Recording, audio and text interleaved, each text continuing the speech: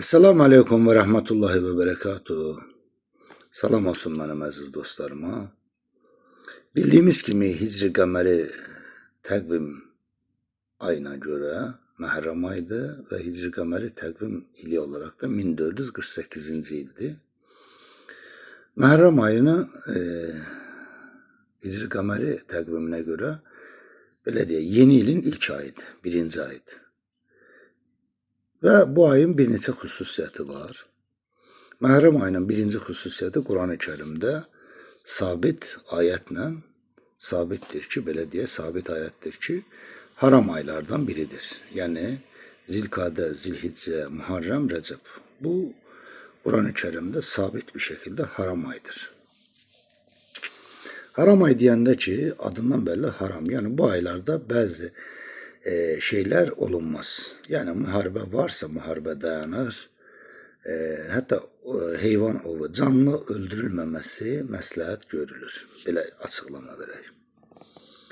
İkinci də Məhərrəm ayı hər şeydən əvvəl yenə dediyim kimi Hicri qəməri təqviminə görə birinci aydır.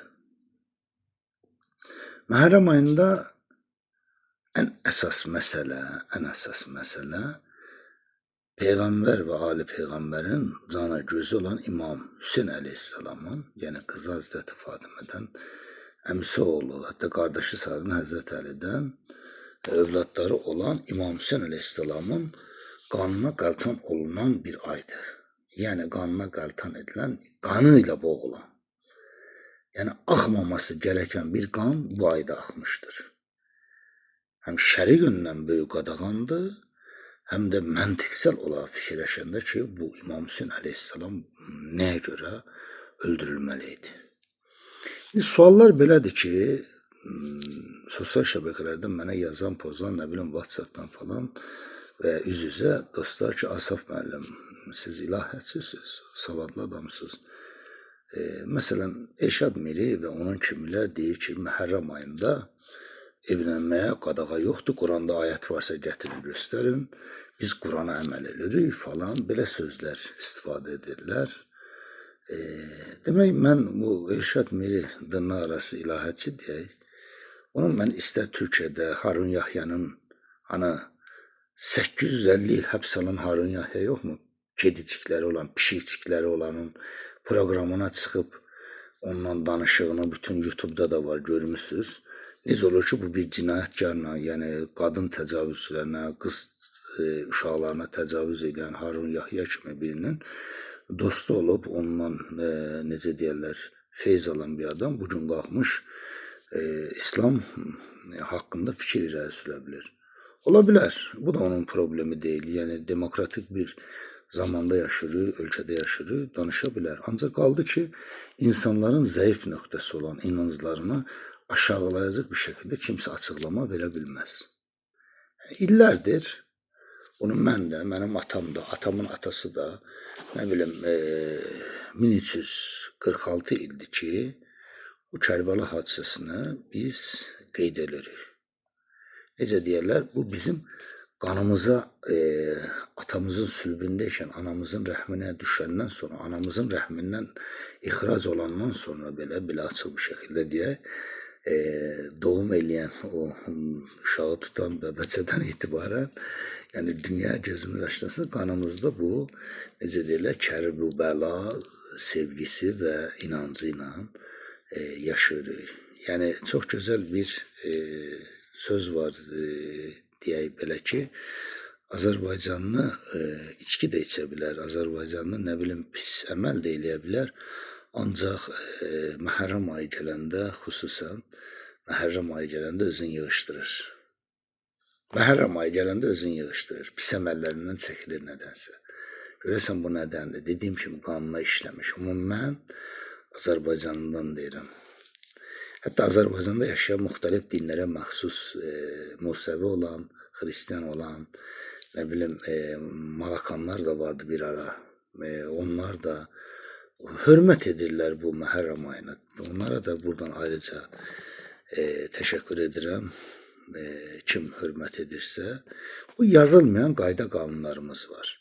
Və bu Elşad Miri kimi adamlar deyir ki, bu olmaz. Bəli. Quranda bu yoxdur. Hətta hədisdə də yoxdur. Sanki hədisə inanır və ya Quranda yoxdur deyən belə insanlara mən bir təəccüblə baxıram ki, sən Qurani-Kərimin bütün əmrlərini yerinə yetirirsən ki, sən qalxıb Kərbəla hadisəsi Quranda yoxdur, sən nə üçün özünü döyürsən, nə bilim falan. Əvvəla bu özü döymə məsələsində Şia İslam inancında müştehidlər bunu qadağan eləmişdir. Qama vurmaq, qılınc vurmaq, qan çıxartmaq, zincir vurmaq. Bu kesinlikle Şia İslam aləmində forbidden, yəni yasaqdır. Ancaq o xalqda olan sevginin qarşısını ala bilmək olmur. Yəni necə deyirlər, Peyğəmbərimiz sallallahu aleyhi və səlləm vaxtı gördü ki, ərəb örf adət ənənəsində qardaşı ölən, uşağı ölən, əri ölən, atası ölən qadın mütləq şəkildə belə deyək, öz başını cırır və dedi ki, yalnız ən yaxınları ona icazə verdi. Yəni başın şu şəkildə saçın çəkmək, üzün cırmalama dedi, özü birinci dərəcənin yaxınlara icazə verilmiş. Bu risalədə də var. Amma qaldı ki, mən buradan bunu demək istəyirəm ki, Məhərrəm ayında kəbin kəsmək, evlənmək, qaynananı evləndirmək, nə bilim baldızını evləndirmək, bacını evləndirmək, qızını vermək, nəvəni evləndirmək, kəbin kəstirmək, toy eləmək, bu sənin üzərindədir. Və buradan belə bir kəlmə deyəcəm, bu hər kəsin də qulağına girsin, belə deyək. İslam dini gözəl bir dindir. Yəni buna heç kimsənin şübhəsi olmasın. Ancaq Məhərrəm ayı, xüsusən Kərbəla günləri Müslüman için, hər bir Müslüman için şərəfdir. Şərəf nədir? Ruslar ona chest deyir, İngilislər ona honor deyir. Yəni şərəfdir. Şərəf həm ürəkdədir, həm sənin üzündədir, həm yolda hərəkət eləməyindir, həm də başın tacıdır. Yəni şərəfli insanlara hər yerdə hörmət var. Hər yerdə hörmət var. Ola bilər kasıbdır, amma şərəfli adamdır. Ola bilər varlıdır, çox şərəfli adamdır, özün vurmur yerə. Kasıbdır, o da özün vurmur yerə. Yerə vurmaq nə deməkdir? Heç kimə əyilmir. Öz bildiyi var, öz necə ağırlığı var. Şərəfli insanlardır bunlar. İndi Məhərrəm ayında kəbin kəsmək, evlənmək məsələsinə bir də Şia İslam inancı tərəfindən baxaq. Müştehidlər bunları qadağan eləmişmi? Xeyr. Peyğəmbərimiz qadağan eləmişmi? Xeyr. Peyğəmbərdən sonra gələn 12 imamlar, siz mənim dədələrim şəhid olduğu gündə evlənməyin, nə bilim kəbin kəsməyin, arvadsız qalın falan belə bir söz istifadə etməmişlər. Mən heç də rastlamamışam oxuduğum kitablarda, nə bilim araşdırmalarımda.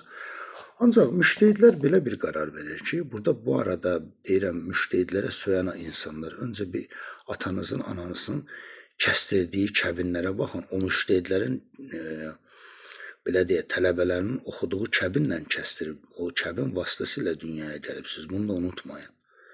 Müştehidlər də deyir ki, heç bir qadağa yoxdur, ancaq hörmət var. Yəni yazılmayan öz xalqımızın inancında olan bəzi qayda qanunları var. Bunlara hörmət eləyək. Məsələn, Tasua gecəsində, Aşura gecəsində zevcənizlə belə, yəni həlalınızla belə cinsəl münasibətdə olmamağı tövsiyə edirlər. Çünki o gün ağır gündür deyir. Yəni orada inancıva görə onlar orada yəni gün etibarilə qeyd edildiyinə görə şəhadat günlərdir, sən isə zövqünə düşüyorsun. Onun üçün olmamağı məsləhət edirlər. Başa düşürsünüz? Onun üçün buradan demək istədim, biraz geniş izahat verdim. Məhərrəm ayı şərəf ayımızdır. Şərəfimizlə yaşayaq. Hörmət eləyək. Yəni necə deyirlər? Biz bunu əvvəldən görmüşük. Mən uşaqdım, yadımdadır. Bizim bir qonşumuz vardı, rəhmətli Həlimə nənə. Məhəllə uşaqları hamısı Həlimə nənə deyərdi. Məhəlləmizin gülüydü. Simişka satardı. Elə ki Məhərrəm ayı gələrdi, yığışdırardı. Simişka satmazdı. Uşaqdı. Soruşardı, böyüklərimiz soruşardı, anam rəhmətli soruşardı. Deyərdi, yəni ayıbdır, Məhərrəm ayıdır, simişka çıxdıyacaq, tüpürəcək yerə, nə bilim o, bu. Yəni biz sonradan dərk edirik ki, köhnə qadınlar, köhnə kişilər bu günümüzdə akademiklərdən həqiqətən bəlkə də 100.000 qat savadlıymışlar, anlayışlıymışlar, bilincliymişlər. İndi bu günümüzdə baxırsan, akademikdir, professordur, bilmirəm nədir, nəci deyil, kimdir, savadı var, titulu var. Elə sözlər söhbət edir ki, adamın ağzı açıq qalır. Yəni, dostlarım mənim bu videoma baxacaq, deyəcək ki, yine Asaf müəllim 2.8 benzin Mercedes kimi xota düşdü, danışır. Biz ona bir sual verdi, uzatdı. Amma inciməsinlər, əziz mənim o yaxın dostlarım, baxanlar. Keçənlərdə mənim bir dostumun anası rəhmətə getdi. Bu, belə deyək, sünnizmi, belə deyək də, məzhəb dəyişikliyi var. Zəng elədi ki, mənə Asaf müəllim, mənim anam rəhmətə gedib, amma xalam yəni Kərbəlayıdır, Məşədidir, nə bilim, o, bu, mən qalmışam dedi belə də, bunun cənazə mərasimi necə eləyim, nə bilim, falan eləyim, dedim sən, da indi giribsən bu yola, zərər yoxdur, sən xalava, bibivə, nə bilim, əmivə qulaq az, inandığı bir yolla dəfn elə, nə bilim, məclisini ver. Dedi, sonra mənə, çünki münasibətimiz ondan ayrıdır, dostumdur. Dedi, Asaf müəllim, sonra çay içəndə üzümə vurmarsan ki, dedim, nə üzə vurmaq dostum? Allah rəhmət eləsin. Çünki münasibətimiz var. Yəni, bir şey eləyəndə də bir fikirləşmək lazımdır. Onun üçün Məhərrəm ayı yenə deyirəm, bizim şərəfimizdir, həm ürəyimizlə, həm üzümüzlə, həm başımızla. Şərəf nə deməkdir? Şərəfli bir insan açıq şəkildə gəzə bilir xalq arasında. Başa düşürsən, nə sual versən, nə desən cavab verə bilir. Ancaq bəzi alçaqlığı eləyənlər o şeyə cavab verə bilməzlər. Onun üçün şərəf həm üzdə, həm başda, həm ürəkdədir. Məhərrəm ayına həqiqətən hörmət eləyək, çünki Məhərrəm ayına hörmət demək, Peyğəmbərə hörmət deməkdir, Peyğəmbərlərə hörmət deməkdir. Hər şeydən əvvəl 6 aylıq Əli Əsgərə hörmətdir. Həzrəti Ruqayyə xanıma hörmətdir, Zeynəb xanıma hörmətdir, saymaqla bitməz. O dırnaq arasında Azərbaycançılar var, Azərbaycançılar, bütöv Azərbaycan deyəcək, bütöv Azərbaycan. Yəni o Kərbalada İslami tarixə görə Abdülbaqi Gölpınarlı var Türkiyədə. Abdülbaqi Gölpınarlı əslən Gəncəlidir, Türkiyə doğumlu. Onun o şey haqqında kitabı da var. Bax, orada da oxuduğum qədərilə Azərbaycan kökənli də Kərbalada olub 3 nəfər təxminən. Yəni bunu unutmamaq lazımdır. Onun üçün bu illər, gələn illər hər vaxt İslam dinimizə hörmətlə yanaşay, hörmət eləyək. Hər şeydən əvvəl Rəbbil aləmimizə sevdiyimiz və güvəndiyimiz üçün. Sağ olun, var olun, şərəfinizlə Məhərrəm ayını keçirdin, Səfər ayını keçirdin. Bu arada sual verirlər ki, Məhərrəm ayında İmam Hüseyin əleyhissalam Məhərrəmin 10'unda şəhadət olubsa, bu nə üçün sürür? Çünki 40 gün məsələsi var. Çünki Lənətullah Yezdin ordusu İmam Hüseyin əleyhissalamın cənazəsinin dəfn edilməsinə belə icazə verməmişdi. Fikirləşirsiniz.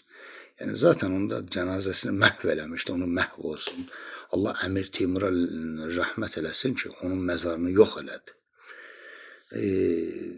Bir də ki, ən əsas məsələ budur ki, İmam Hüseyin əleyhissalamın Kərbəlada şəhadəti bu günümüzdə sadəcə bir İslam aləmi üçün deyil, bütün aləm üçün bir nümunədir. Allah Azərbaycan şəhidlərinə rəhmət eləsin. İnşallah onları İmam Hüseyin əleyhissalama qonşu eləsin. Mən inanıram ki, Azərbaycan şəhidləri, 1-ci və 2-ci Qarabağda şəhid olan Azərbaycanlılar həqiqi mənada İslam torpağını qoruduqları üçün şəhiddirlər. Cənnət məkan olsunlar inşallah. O bu günlərimizin xatırına Allah onları inşallah Firdevs və Adın cənnətinə yerləşdirər. Sağ olun, var olun, təşəkkür edirəm. Təşəkkür edirəm ki, ona görə ki, bu videomu seyr edəcəksiniz, dinləyəcəksiniz və inşallah örf adət ənənələrimizə görə diqqətli bir şəkildə hörmət edəcəksiniz.